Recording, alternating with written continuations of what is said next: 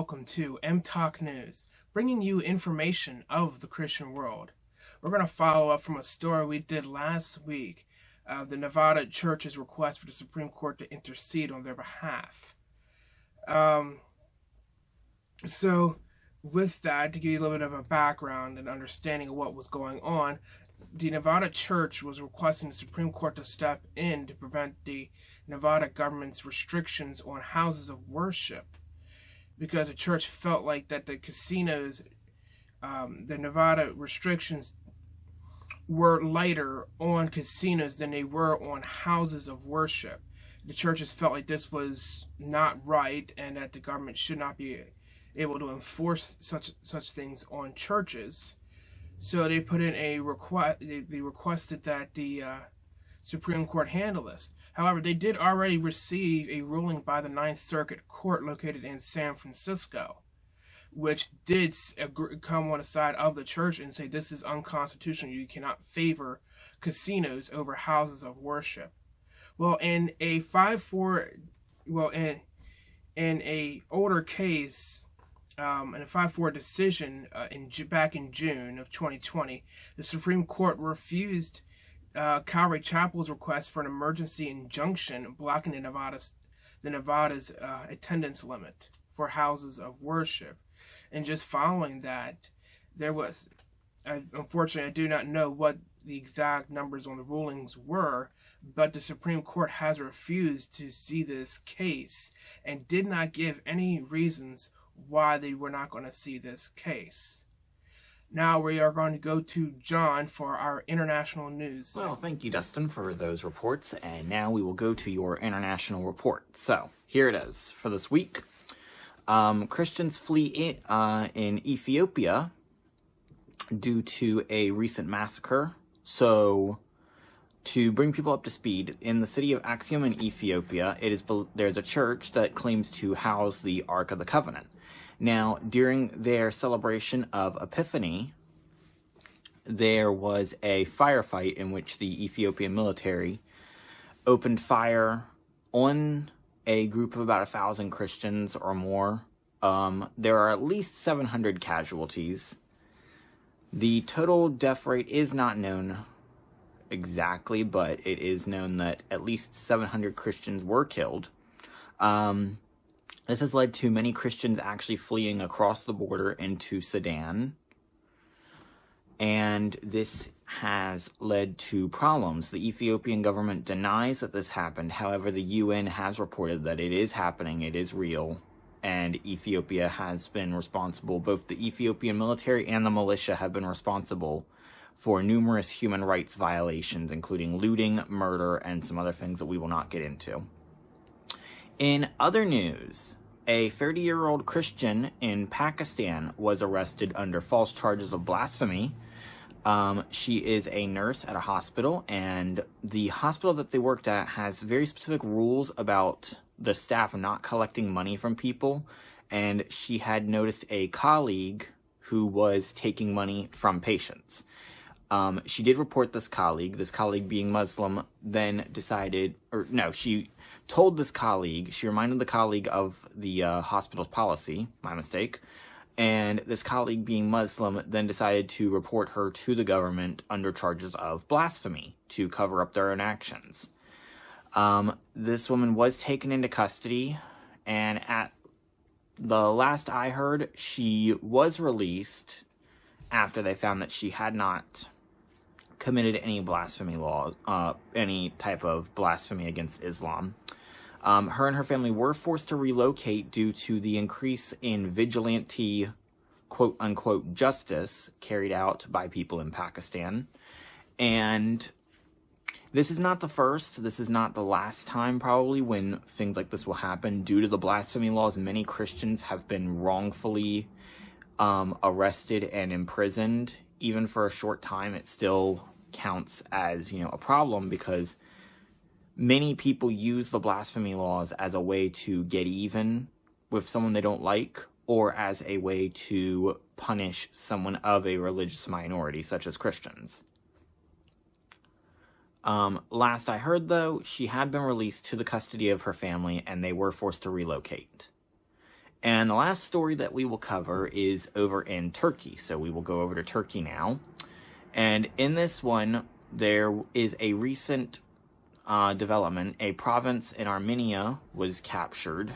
And now the Turkish president has announced that he will allow a terrorist group known as, I believe it was the Grey Wolf. He will allow them to build and run a school there. This group is recognized by the international community as a terrorist group, as a threat to people. And yet the Turkish government is allowing them to own and operate a schooling complex in a former Armenian province. Also, only after the recent events in Armenia, between Armenia and Turkey, only 5 Armenian prisoners have been returned as of this time. So this is a problem that the international community is cracking down on, but it just doesn't feel like it's being done enough.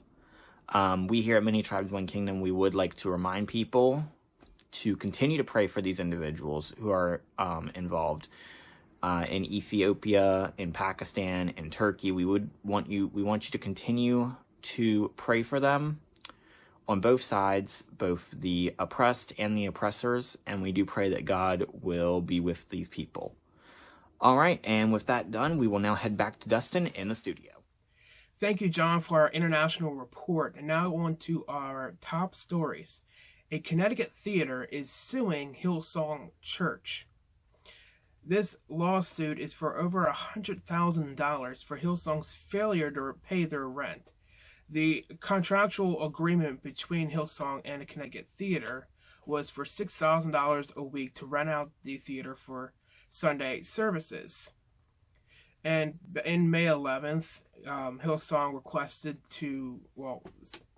enacted their 120-day termination clause, which the theater did agree to. However, Hillsong never paid their overwhelming balance of $100,899.25, which was required. Again, this is under contract. And as sources say, when the theater sent them a bill, they responded saying they were a small not-for-profit and couldn't pay it, and they didn't owe it anyways because of the pandemic. We are going to continue to follow the story as it develops. And for our second of our top stories, Hillsong pastors splurge tithe money on their own luxury means. Former members, as reported by the Christian Post, former members of the church, including Hillsong LA service pastor Nicole Herman, told the New York Post that many pastors at Hillsong NYC frequently use tithe money loaded on debit-like PEX prepaid expense cards on things like expensive restaurant meals, designer clothes, and weekly manicures while living in a high-priced building in Williamsburg, Brooklyn. Harmon, who also was a former pastor who left the Hillsong Church 2 years ago, told the publication that she personally loaded the funds onto the PEX cards as directed by leaders. As she has stated, I was instructed to fill them. And Herman was somebody of big importance as she was the one who started the California branch, helped found the California branch back in 2013. Now, we are going to continue to follow this story as this one develops as well. And just to note, I will include the links to both these stories in the description below, so if you want to read the full article, please do so.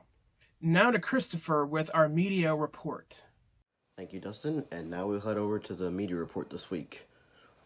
We will be naming off the top 10 Christian songs. And at number 10, we have Sparrows by Corey Asbury. If I pronounce any of these wrong, I am sorry. But at number 9, we have Good God Almighty by Crowder. At number 8, we have There Was Jesus by Zach Williams and Dolly Parton. At number 7, we have Fires by Jordan St. Kyle. I apologize if I pronounce anything incorrect here.